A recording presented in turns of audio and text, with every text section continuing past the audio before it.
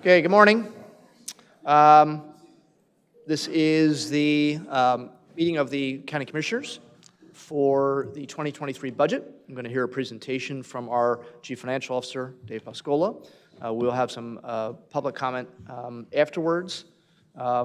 This is really just a presentation on the budget. This is not voting to adopt the budget. This is merely a presentation to make the public aware of what is in the budget for 2023. Mr. Pascola. Thank you, Commissioner.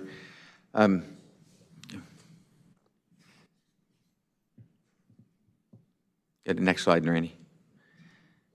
So this is a chronology of the process that Finance goes through with all the departments. The budget process is pretty much the same every year in August. The departments submit their budget requests to Finance. Finance reviews the budgets with the division leaders and meets with all the department heads in October. Between October and today, the preliminary budget is reviewed with the commissioners. On November 23rd, the preliminary budget was released, and we're having the public hearing today. A final adoption will be slated for the next commissioners meeting in 2 weeks on Wednesday, December 21st. This is a snapshot of the budget as released as a preliminary budget of $457.5 million of expenditures, $457.8 million in revenues, which create a surplus of $0.3 million. The proposed spending allocation, this pretty much remains the same year over year with Health and Human Services departments in those two divisions taking up the lion's share of the operating budget at 46%, followed by Public Safety at 24%. Others are listed at 30%. That's the Finance and Administration section of the division of the county, General Services, Community Services. It makes up the remainder of the departments within the county. The sources of revenue also remain pretty much the same, with an even split with real estate taxes at 40% and state revenue at 40%, covering the expenditures in the year, federal government at 6%, and the departmental revenue at 14%. I want to make mention that there was a surplus in the draft, the preliminary budget. This is the first time in as many years as I can remember that the commissioners are presenting a preliminary budget with an actual surplus. The commissioners have to, in the past, in recent years, had to deal with deficits with the American Rescue Plan affording us to cover eligible expenses within the operating budget, gave us an opportunity to balance the budget with no draw on the general fund. So I wanted to take time in this meeting to highlight some capital projects that were completed in 2022 that will also carry over to 23 and are part of the operating budget. Farmland Preservation, there will be money in the 23 budget for Farmland Preservation to continue that program into 2023. This is actually the bridge opening for Bridge 45 on Stonebridge Road. There is, if you refer to the budget, there is $12 million in the 23 budget allocated to cover bridge reconstruction and rehabilitation. So again, the county will address deficiencies within the county-owned bridges, and there will be many more bridge openings like this one in 23. Emergency Communications went through a facelift for their equipment and their consoles within the 911 center. The Emergency Operations Center is also undergoing a facelift and expansion, both outside and the next slide inside. They are expanding the capabilities with the epidemic, the pandemic, COVID, the county felt that an expanded EOC would be beneficial to help cover different emergencies and different things that the county may face in the future. So the EOC is being expanded. And also, last week or 2 weeks ago, the African American Museum of Bucks County, there was a groundbreaking. The construction of that museum will take place primarily as the commissioners will be considering a couple more contracts to award for the rehabilitation and construction of that museum in Middletown.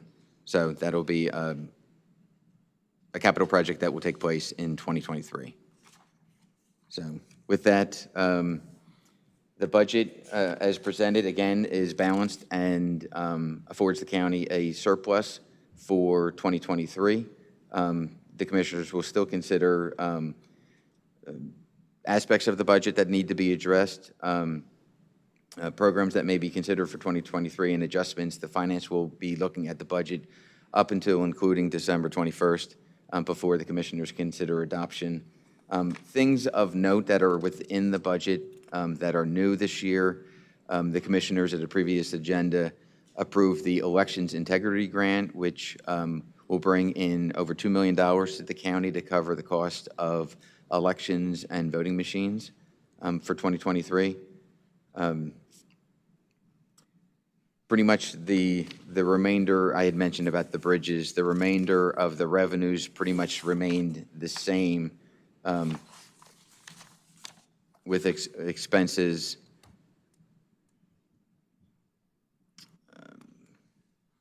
Just trying to look at some highlights that might be of note. So debt service payments for 2023 actually are decreasing, $5 million. Previous discussions of the commissioners about the out years of our debt service, we will be entering into several debt service shelves as the debt service is eliminated from the county's budget. The next shelf will be in 2025. But this is the first reduction of debt service, I think since 2018, a decrease of $5 million. And that also went towards help balancing the budget for 2023. With that, I'm open to answer any questions from the commissioners or the public on the budget. Question, before we get to public comment, questions from the commissioners. Commissioner DiGirolamo, questions or comments? I think I'm good.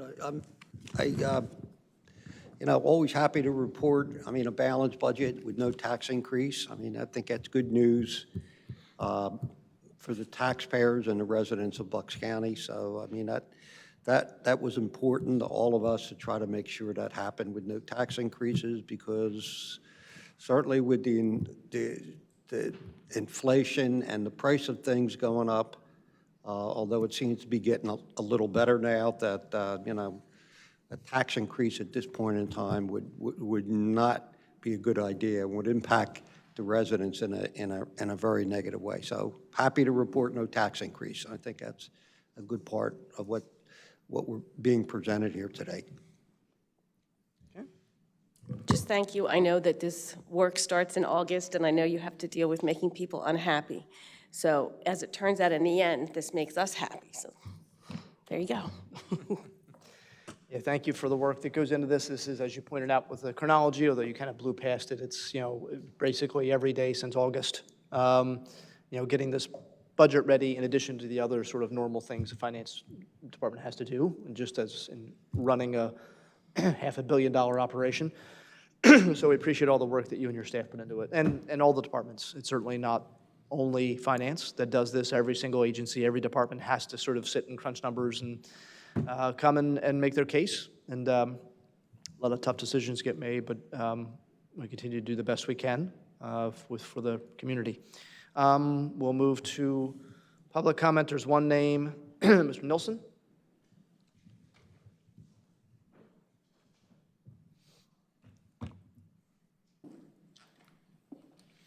Again, good morning, or should I say good afternoon. I stood before your earlier meeting as a supervisor of Springfield Township. I now stand before you as a member of the Ag Preservation Board. And I thank you. As you highlighted, we were uncertain within our group because no one has communicated to us that we were definitely indeed funded.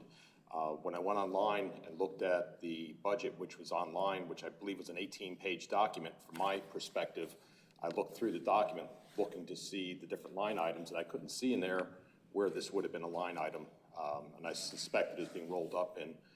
The same as I look at the paper that was in the handout coming in, I don't see that as a line item in here, and I assume it's rolled up into something else. So if you can educate me to that process of the county and where that item is rolled up in, I would appreciate that.